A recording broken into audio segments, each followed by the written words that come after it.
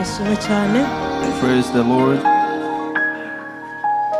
Ndabaramukije mu izina rya Yesu Kristo. I greet you all in the name of Jesus Christ. Niteka ntangere. It's a great honor. Kandi n'icubahiro kinini c'Imana. And may the glory be unto Jesus. Jewe Lidia ntaco noshobora guhagarara ngo mvuge imbere y'ishengero. I, Lidia, on my own, I'm not able to stand in front of the church and to speak. Ariko ico nshima ni kimwe. But one thing that I want to thank God is one. Imana ntiraba ku butoni. God doesn't look at the appearance. Imana iraba umutima uciye bugufi. He looks at a contrite and a humble heart. Ivyo birampumuriza cyane. That is something that comforts me very much. Bemwe boraba ati mbega n'umugore yohagarara kutubwira ikintu. Some people may consider and ask themselves, can a woman stand and tell us something significant? Ariko ijambo ry'Imana riravuga ngo But the word of God tells me ikoresha uwe wese ayubaha. that he uses anyone who obeys him.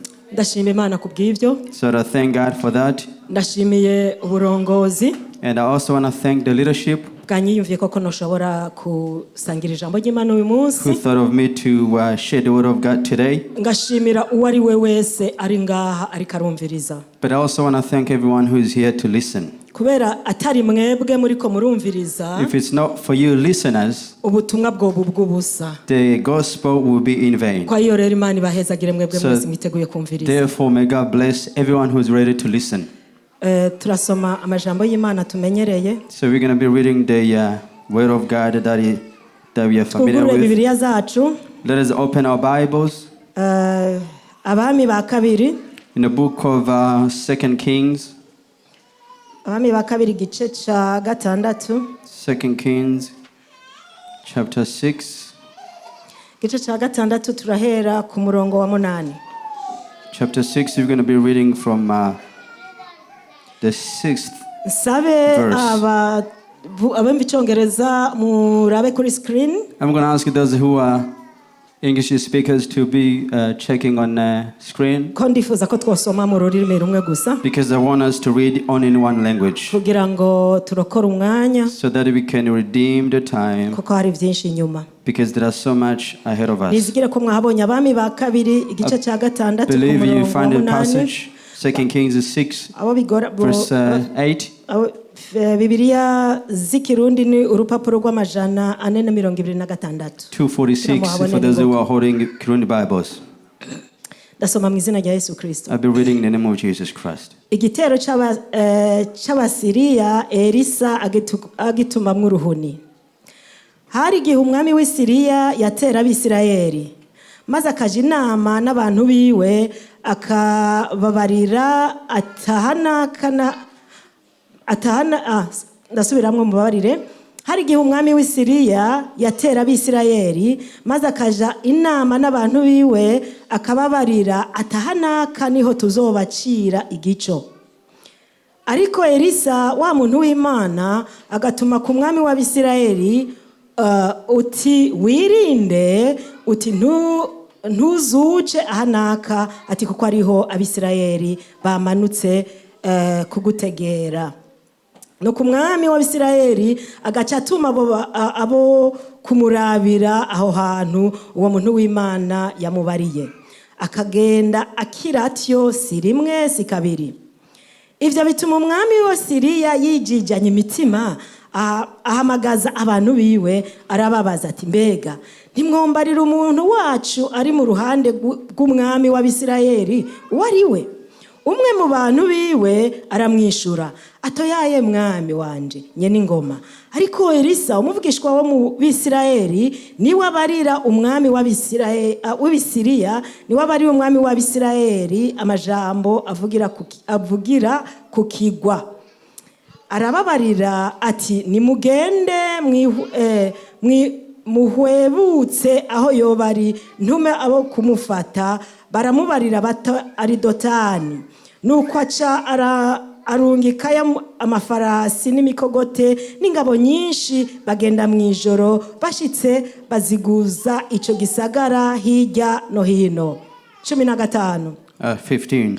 maze umusuku w'uwo muntu w'Imana avyutse kare mu gatondo abona ingabo ziri kumwe n'amafarasi n'imikogote bijiguje ico gisagara. Uwo musuku barira shebuja ati biracitse databuja, none tugire dute? Aramwishura ati ntaco utinya kuko abo turi kumwe ari benshi kuruta bari kumwe nabo. Maze Elisa arasenga ati Uhoraho ndakwinginze humura amaso arabe. Nuko Uhoraho humura amaso y'uwo musore araraba abona umusozi wuzuye kw'amafarasi n'imikogote vy'umuriro bikikuje Elisa. Zangabo zimanutse iyo Elisa ari asaba Uhoraho ndakwinginze suka uruhuni mu maso y'aba bantu. Nuko abatumwa mu ruhuni nk'uko Elisa yasavye. Elisa araheza arababarira ati iyi si yo nzira kandi kisi ico gisagara nimunkurikire ndabashikane ku muntu murondera. Nuko abajana i Samariya. 20. Bashitse i Samariya Elisa aravuga atewe Uhoraho humura amaso y'aba bantu barabe. Nuko Uhoraho abahumura amaso bagize ngo bararaba babona bari Samariya hagati. Umwami w'Abisirayeli ababonye abaza Elisa ati mbega mutungwa ndabice? Aho sinobica. Aramwishura ateka ntubice. Mbega abo wofata mpiri kubw'inkota yawe n'umuheto wawe woheza ukabica? Nibabazanire ivyo kurya n'amazi barye banywe babone kwisubirira kwa shebuja. Nuko arabarondereza ivyo kurya vyinshi, bamaze kurya no kunywa arabarungika basubira kwa shebuja. Maze uhereye ubwo ibitero vy'Abasiriya ntivyongera kuza mu gihugu c'Abisirayeli. Amen. Amen. Mana data batwese uri mwijuru, cubahiro n'ikibi cawe inganje y'ibintu yawe. Musavye kazi wawe ndi hano, ariko ndakwinginze ishengero ryawe rigaburire kuko niwe ufise ivyo rigaburira. Jewe mbicombo gusa mw'izina rya Yesu Kristo ndakwingingiye. Urakoze kubikora kandi mw'izina ry'uwera wanesheje. Amen. Amen. Mana ishimwe cyane. Praise the Lord. Twese ndizigira ko tuzi inkuru nyinshi za Elisa. I'm sure most of us we know the different stories of Elisha. Inkuru za Elisa sizi nsomye gusa. The story of Elisha is not only the story that I have finished reading. Yakoze ibintu byinshi muri Bibiliya. He has performed so many wonders in the Bible. Yakoze iki kimenyetso. He performed this sign. Ahejeje kuzana incabiti y'umupfakazi yaguranye. After recovering the axe of a widow that she had borrowed. Ikinda cyakora igitangaza cyo gusuka uruhuni ku bantu. And he also performed a miracle of putting blind to these Imana iguhezagira umunsi wawe uri kurumviriza. May God bless you for the one who's listening. Kandi ndakwifuriza gutwara ikintu kuva muri aya mano majambo. And I wish for you to get something out of what I'm speaking of. Elisa umukozi w'Imana. Elisha the son of God. Ndashima Imana kandi shimira abantu. And I thank God also his people. Ndashimira abantu hari abantu bafata umwanya wo bagusengera igikorwa c'Imana. There are people who really take time to pray for the ministry of God. Muntu usengera igikorwa c'Imana. For anyone who prays for the ministry of God, there is a certain reward for you that the people do not see. Kuko no mu gihe uri kurisengera urasenga. Because even when you are praying for yourself, umuntu ntakeneye kumenya n'icyo uri kurasengera. Nobody wants to know what you are praying for. Ariko hari abantu basengera abakozi b'Imana. But there are people who truly pray for the servants of God. Iyo usengera abakozi b'Imana rero, so when you pray for the servants of God, abakozi b'Imana biratuma for the servants of God bashobora gukora umurimo w'Imana uko bikwiye. We have the audacity to perform the work of God in a good way. Dusomye amajambo ingene Elisa, so we have read the word of God how Elisha yasutse uruhuni ku maso abari baje kumufata. How he blinded his enemies. Umwami w'Isiriya yari karagwana n'umwami w'Abisirayeli. The king of Syria was in in the battle or in conflict with the king of Israel. Sinaciye mu gisoda byarancitse. I was never part of the army, so I didn't get a chance Ariko to ndizigira ivyo ari byo get byose involved. But I believe mu kugenda kugwana for someone to go into the battlefield, umwe ntava wiwe wundi mu wundi muhiriwe bagahurira ahantu. one person doesn't come from a certain household and another one from another household and then meet at a certain point. Nizigire ko haraho bahurira kwanza bakavuga ingene bazobikora. I believe they meet somewhere and then they discuss the plan of what they're going to do. Niko vyagenda kuraba bo muri Syria. And this is exactly the same thing that happened to these armies of Syria. Uko bategura ibintu bagiye gukora iminsi yose, as they were discussing what they're going to be doing in the battlefield, mbere baravuze ngo babitegurira kukigwa aho umwami aba. So the pastor said that they would discuss at the palace what they're going to be doing. Ariko igitangaje, but the most amazing thing is ku bantu b'Imana, for the people of God, umutwe w'amajambo w'iki cigwa nawuhaye, the title of my message I have given it is Uwugendana n'Imana Aranesha Kandi Abona Ivyiza. Walking with the Lord will give you victory and prosperity.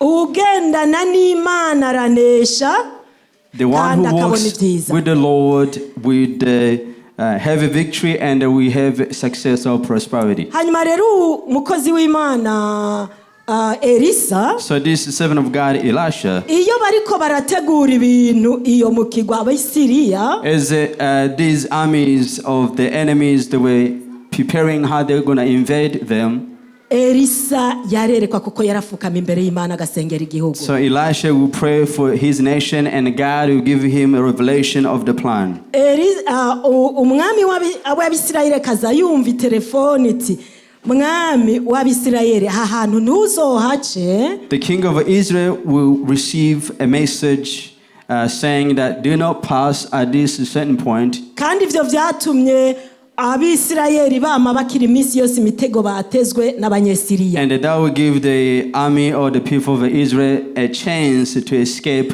their trap. Umwami bimutera amakenga. So the king was a bit skeptical. Umwami w'Isiriya bimutera amakenga. The king of Syria was a bit skeptical. Ati ivyo ari vyo vyose, and he said, however it is, hari umuntu muri twebwe amena ibanga. there is someone in the midst who is a traitor. Kandi ko vyama bigenda iminsi yose. And that's exactly how it went always.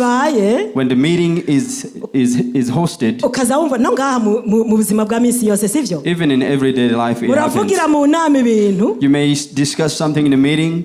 Ukaza wumva umuntu hari utarava no muri meeting. And you hear someone from a certain area saying, havuzwe ibi nibi nibi. They will say that such and such has been discussed. Kuko hari umuntu wo muri meeting yabivuze. Because there is someone in the midst within the meeting who has spread the news. May God forgive us. Ibanga ni vyiza abantu b'Imana. Keeping a secret is something good. So we need to learn how to keep our secrets. Ariko kuri uyu mwami w'Abisirayeli, but for this king of Israel, yaronka inkuru bitavuye ku muntu n'umwe w'Isiriya. Receive news without getting it from anyone from Syria. Elisa iminsi yose afukama imbere y'Imana. Every time Elisha will kneel down to pray, akavuga ati mwami igihugu canje kigirire neza. And he will say, God, do something good for my country. Yaca yerekwa. And he will get some revelation. Ukwereka bibaho. Being revealed does exist. Bibaho naho bimwe babitwistinze bakabigira ukundi bakerekwa n'ivyo bagomba kwerekwa. Even some people try to twist it in a different way. Ariko twizere neza yuko abakozi b'Imana bamwe barahari. But I believe that are true servants of God. Naho bamwe bavyononye. Whether you like it or not, even some people try to hide behind the curtains. Ariko hariho ab'Imanizi. But there are people that God has put his mark on them. So ibi bintu jewe numva mumbwire uyu muntu abisohora ni muri mwebwe. And the king will ask himself, tell me who is spreading the rumors or the news of my secrets. Imana ni nziza ndababwira hibereye nziza. God is good, and let me tell you why he's good. No mu bansi bawe. Even in the midst of your enemies, hashobora kuvamwe umwe akagushingira intaye. There might be someone from there who will testify concerning you. Naranezerewe n'umunsi wa gatanu. I was very blessed about last Friday? Who was here last Friday? Were you not happy with the Friday service? I wish for the leaders to continue to give us such an opportunity. It was a good time.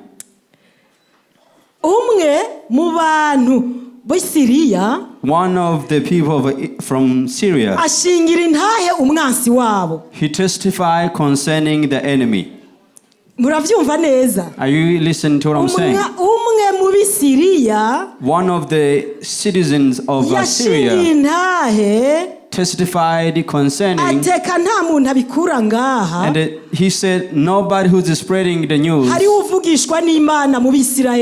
there is someone who's a prophet in the Israel nation.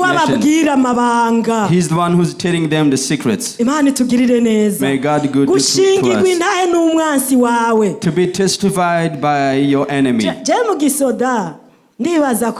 I believe in the army, when they are fighting, nobody says, let's not go in the battlefield, we might be defeated. And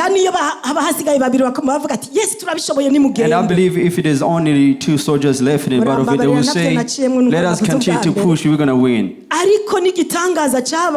there's a mystery or something strange that happened. And he said, don't think there's someone in the midst who is spreading the news. There is a prophet in the nation.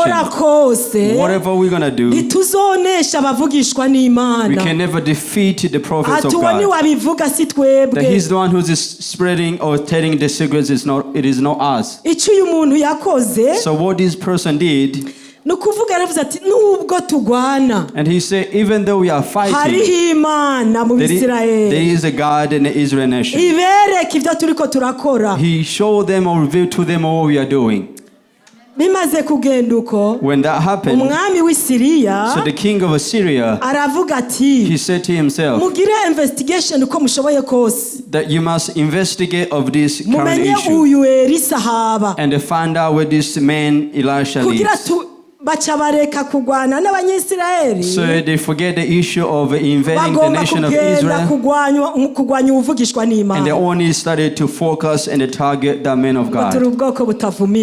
We are a nation that cannot be cursed. We are a nation that cannot be apprehended while we are standing in God. If we are in the things of God, truly, nothing is going to harm us. May God do good to us. baca baragenda ati tugende atanga amafarasi n'imikogote myinshi umwami w'Isiriya. He gave an order to the chariots and the armies to go to invade. Ko bari bamaze kumenya Elisa haba. Because they had already known where Elisha lived. Ngo bagenda mwijoro. So they went in the middle of the night. Bakikuza umukozi w'Imana Elisa ari. And they surrounded the position of Elisha where he was. Umusuku wa Elisa avyuka mu gatondo, umukozi wa Elisa avyuka mu gatondo. The maid of Elisha, or servant, got up early in the morning. Abona igitero kinini ya cyane. And then he made a big chariots of invaders.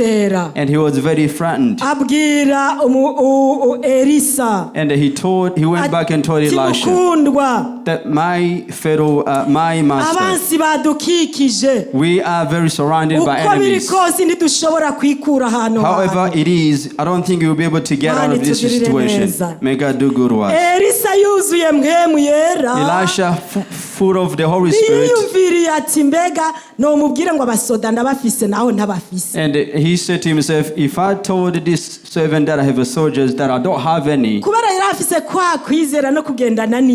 he had that true faith and walking with the Lord, he had the confidence to say, I have a big army, bigger than these chariots and armies. And he started praying to God. Prayer is a key to everything.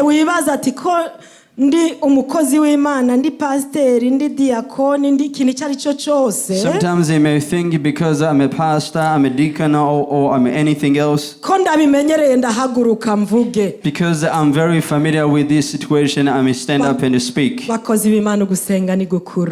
People of God, prayer is very gusenga ni important. gukura Imana itugirire neza tumenye gusenga. Prayer is very important. We need to pray so God can give us the true avuga prayer. ngo mwami And he said to himself that God, ndasavye wugurura amaso uyu mukozi wanje abone that I'm begging of you to open the eyes of my servant. gusenga.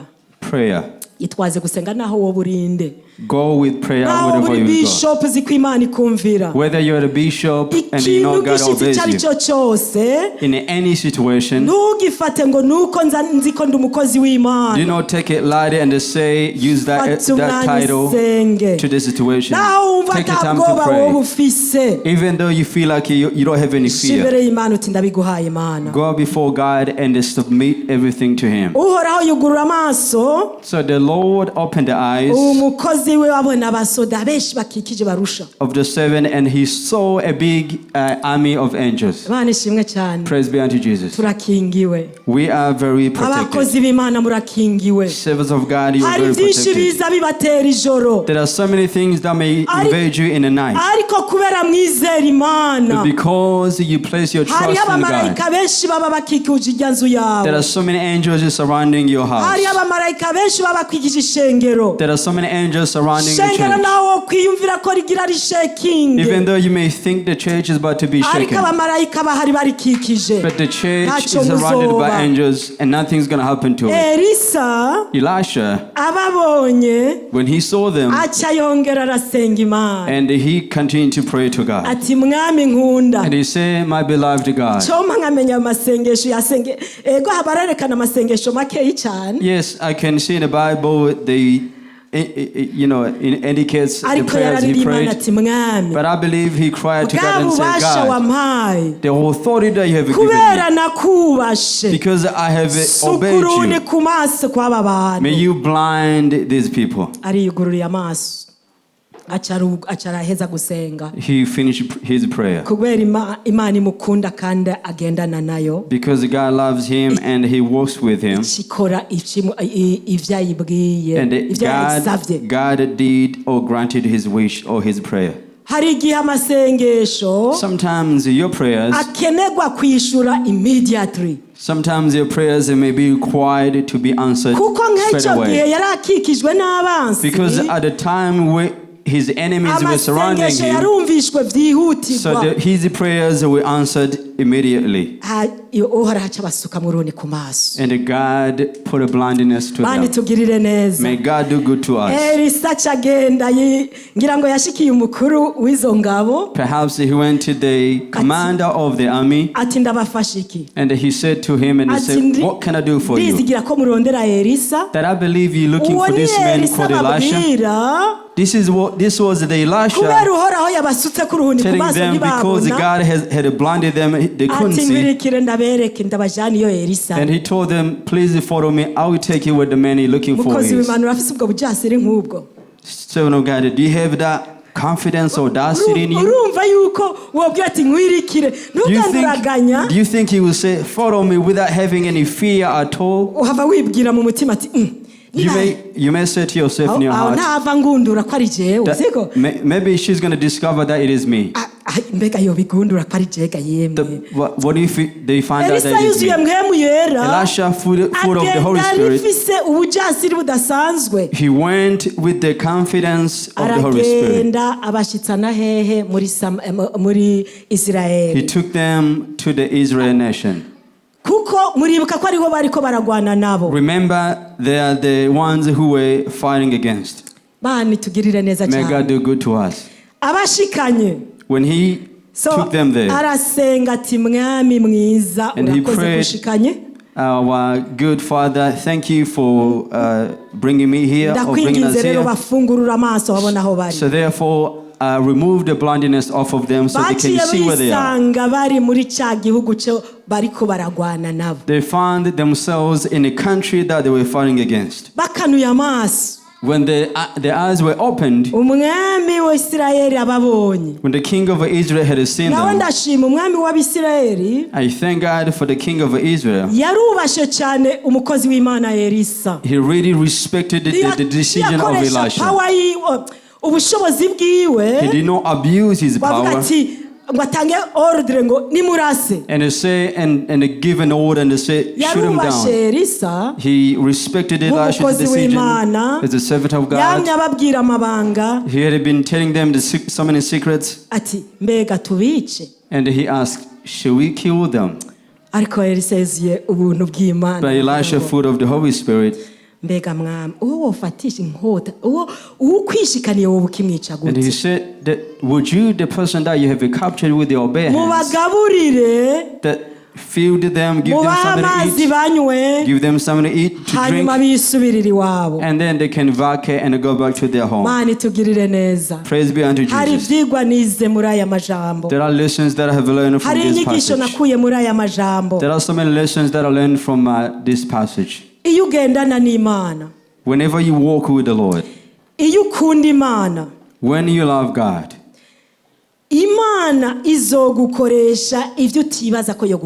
God will use you in an amazing way. Elisha, the servant of God, walking with the Lord, he didn't want to he didn't want to shame him and say, I will do whatever your heart desires. So God did something good to the servant of God, and he saved the country. But also, and he said, as the mercy of God is always there, therefore my King, may you forgive your enemies. Praise be unto Jesus. Even the one who shed the blood, forgive them. The Lord who made them to follow me while they were seeking me out. God who put a blindness to their eyes. So let us agree that He is the King. For He has mercy on you. May you also mercy these people. May God do good to us. Let us learn to have mercy, to forgive. If your enemy,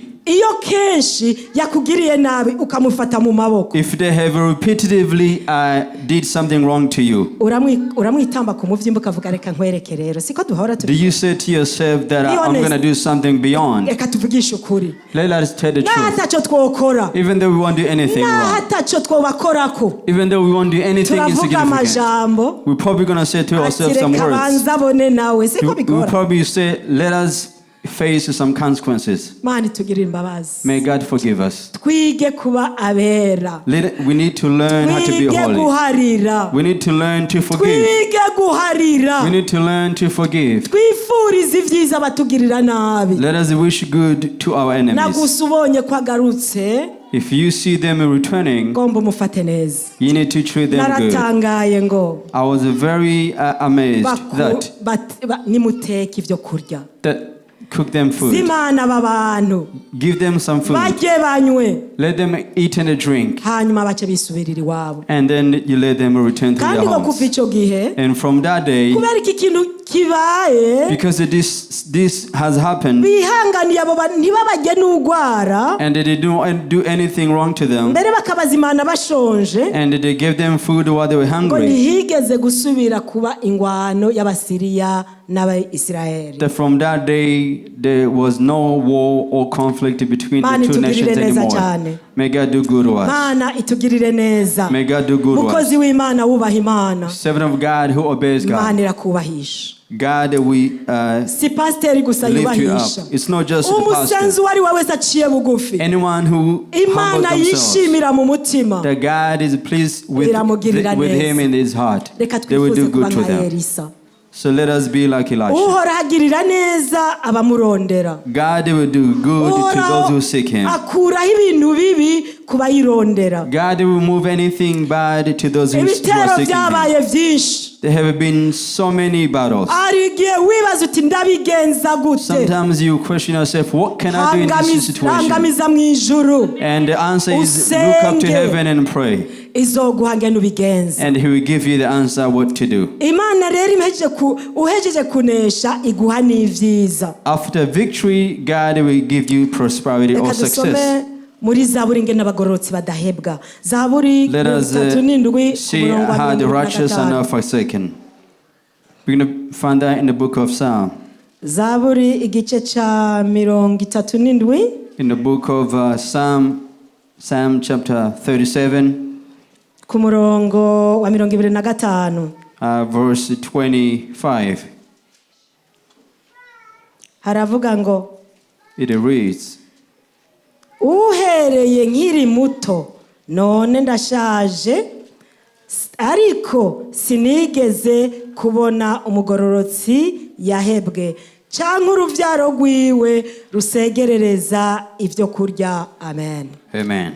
Mejeje gusoma aya majambo naribajije mu mutima wanje. When I finished reading these words, I started imagining in my heart. Mu vy'ukuri naribajije mu mutima wanje. Truly, I started thinking in my heart. Mbega mwami, that Lord, ndakugororeka ko bikwiye. Am I righteous sufficient enough to you? Kuko ico nzi ntakekeranya. Because what I know without being ijambo ry'Imana ntiribesha. The word of God does not lie. Ijambo ry'Imana ntiribesha. The word of God does not lie. Kandi ngo kuva ndi umwana ndashaje sinabonye umugororotsi yahebwe. Since when I was a young till now I'm old, I've never seen a righteous forsaken. Umugororotsi w'Imana. The righteous of God. Ariko bitavuga ko amageragezwa azokubako. But it doesn't mean you won't be tempted. Ihangane. Be patient. Ihangane. Persevere. Ico nzi nuko. But what I know is, utarava no mu mubiri, before you even pass away, nimba uyigororokera utarava mu mubiri, if you are righteous before you pass away, izokunezereza ukiri ngaha. He will make you happy when you're still on earth. Kenshi, but in most cases, kubera tuzi ko tudahebwa, because we know that we will never be forsaken, sometimes you look at your situations, imyaka ibaye myinshi, so many years that you've been through that, ugatangura kwihebura, and you start being discouraged. Ico twokwibuka rero, so one thing we need to remember is, we do not remember when we're going to vacate out of our body. If you're still in your flesh, you need to endure and persist. God will do good to you while you're still in your flesh. If you continue to be righteous, God will do good to you and you will see good things in your lifestyle. Zaburi 112 haravuga ngo, Psalm 112 he says, Zaburi 112 ku murongo wa 6 gushika ku murongo wa 10. Psalm 112. Zaburi gice 112. Psalm 112. Gice cha 6. From the 6th verse up to 10. Ndasoma. I'll be reading. Kuko atazokwigera anyiganyizwa, umugororotsi azokwibukwa ibihe bidashira. Haleluya. Umugororotsi azokwibukwa ibihe bidashira. Ntazotinya inkuru mbi, umutima wiwe urahamye wizigiye Uhoraho. Umutima wiwe urahamangiye ntuzotinya. Gushitsa ahazokwibonera abansi biwe. Yatanze isabagire yahaye abakene. Ukugororoka kwiwe kwamaho ibihe bidashira. Ihembe ryiwe rizoshirwa hejuru mu cubahiro. Umunyakibi azobiraba ababare. Azoryanya isya z'amenyo ahwere mu kajisho ico umunyakibi yifuza kizobura. Amen. Amen. Mani tugirire neza. May God do good to us. Mugororotsi ntuzohebwa. You righteous, you will never be forsaken. Gusa. What I'm telling you is, guma mu kwizera no mu kugororoka. Stay in the truth and righteousness. Kandi iyo mvuga uko, and when I say this, sindakubwiye ngo amageragezwa ntazoza. I'm not telling you that you're not going to face. Challenge ni menshi cyane. There are so many issues that you're going to face. But you need to stay in righteousness. And God will never forsake you. And He will lift you up at a due time. One of the things that we are facing, we are not staying righteous. May God do good to us.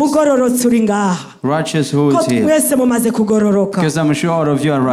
mwese mumaze kumva ijambo I'm ry'Imana. sure all of you have heard the word of God. Icyo ndakwingingira muri uno mwanya. So what I'm urging for you this Icyo time, ndakwingingira muri ino saha. what I'm encouraging you this Guma hour, mu kugororo kuri. stay in the righteousness of God. Icyo wifuza uzokironka. Whatever you wish for, you will find. Icyo wifuza cyose uzokironka. Whatever you wish for, you're gonna Ariko get it. ndagusaba ugume mu But kugororo. I'm urging you to stay in Naho righteousness. niwiyonjorora. But if you drift Ijambo away, ry'Imana rivuga ngo the word of God says, uwiyonjorora ntahimbara umutima wanjye. the one who drifts away does not please my Ariko heart. uguma mu kwizera But the one who stays in faith azohimbara umutima wanje, will please my heart. kandi ibyo ariko ararondera That nzobimuha. anything that he's doing, he will find it. Mana itugirire neza. May God do good to us. Amajambo narifise naya. This is the word of God that I had to share with you. Ndagushimiye Mana, Thank you. urakoze kugira Lord, neza, thank you for your urakoze goodness. kuruwera, Thank you that you are urakoze righteous. ku majambo yawe. Thank you for your word. Mwami ni wewe umeze imbuto, God is the one who Si springs umwana up the w'umuntu. seed, not a human being. ndakwinginze umeze izi mbuto